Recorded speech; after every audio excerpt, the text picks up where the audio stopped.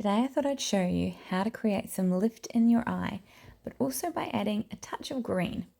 First of all though, I am just showing you how I'm doing my brows. Now it does look like I'm just messing them up, but by rubbing your colour back against the brow hairs and then spreading them out, it just means the colour goes in much nicer and more evenly.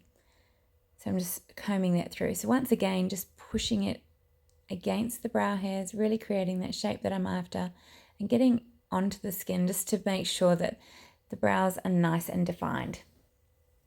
Going for a slightly bolder look on the eyes, so I do want my brows to be a bit darker as well.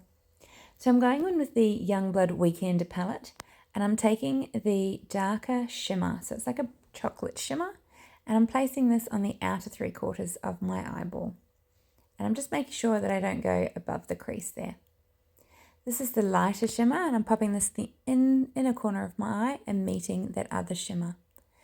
Now as you can see, what this has done is my eyes still look a little bit hooded. So by using a matte shade, I'm going to pop this into the crease and contour my eye. This way, this will help lift the eyes up and just make them look a little less hooded. So it just really helps to open up the eyes. So I'm placing that into the crease and running it through the socket line and just a touch onto that brow bone, just making sure it goes all the way in. Now I'm using the same colour and running this along the bottom lash line. This actually helps to open up the eyes and make them appear bigger. Now this is a Charlotte Tilbury and it's a nice dark forest green. Now I'm running this into the lash line but also into my waterline. And you'll see that I do this a couple of times. It's quite difficult to get it on, but once it is on, this product does not move at all. Really difficult to get off. Perfect for the waterline because it is waterproof.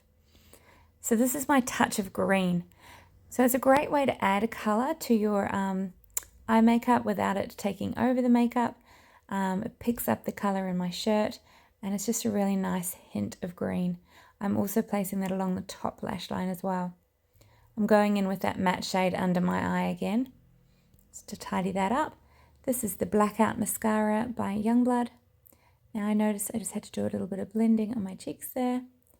Adding some concealer in here as well, just to tidy up underneath my eyes. And then I did run out of storage on my phone, so this is the end of the video. But there you have it. Open up the eyes with a touch of green.